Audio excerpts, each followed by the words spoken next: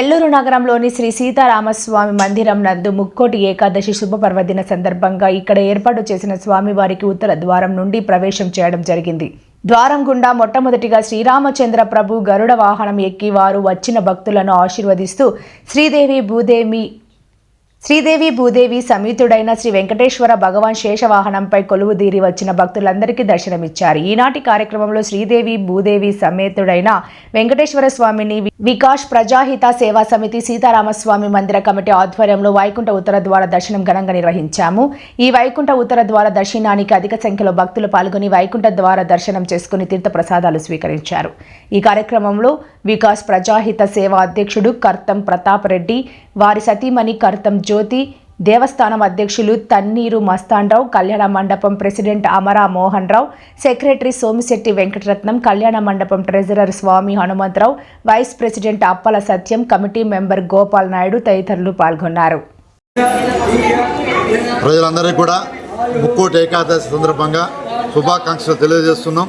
ఈరోజు బాలాజీనగర్ సీతారామస్వామి మందిరంలో వికాస్ ప్రజాహిత సేవా సమితి మరియు సీతారామస్వామి మందిర కమిటీ ఆధ్వర్యంలో ఈరోజు వైకుంఠ ద్వార దర్శనం, ఉత్తర ద్వార దర్శనం మన బాలాజీ రామాలయంలో ఏర్పాటు చేయడం జరిగింది.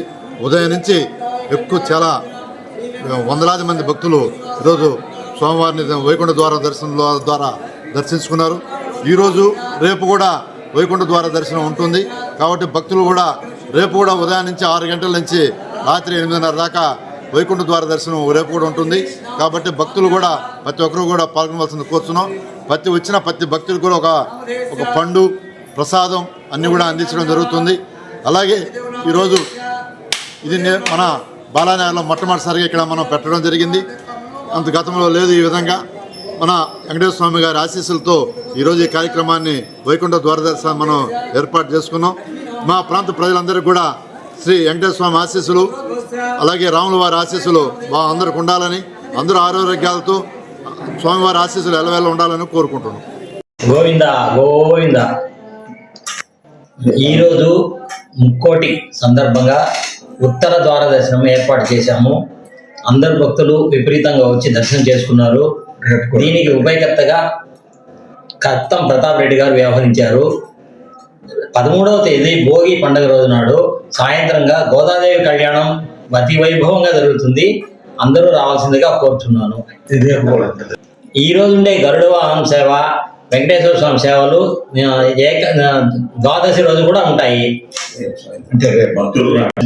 భక్తులు అధిక సంఖ్యలో వచ్చి దేవుణ్ణి ఈ రోజు రేపు 2 రోజులు దర్శించుకోవాల్సిందిగా కోరుతున్నాను. నా పేరు అమరా మోహన్ రావు.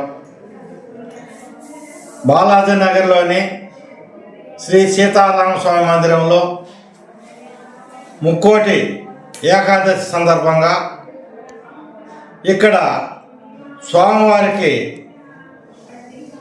ఉత్తర ద్వారం నుండి ప్రవేశం జరుగుతుంది. ఆ ఉత్తర ద్వారం గుండా రావటంలో మొట్టమొదటగా శ్రీరామచంద్ర ప్రభు గరుడ వాహనంపై ఎక్కి వారు వచ్చిన భక్తులను ఆశీర్వదిస్తూ ఉన్నారు.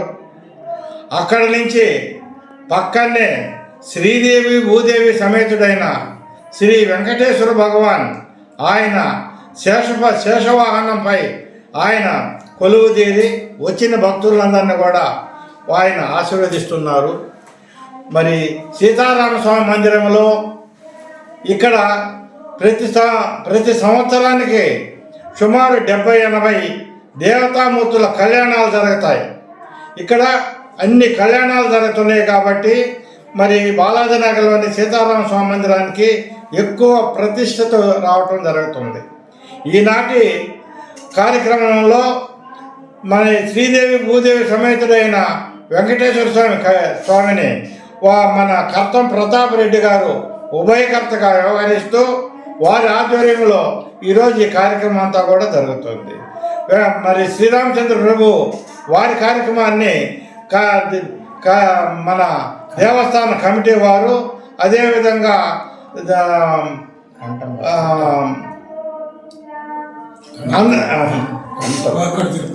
కళ్యాణ మండపం సభ్యులందరూ కలిసి ఈ కార్యక్రమాన్ని చక్కగా నిర్వహిస్తున్నారు.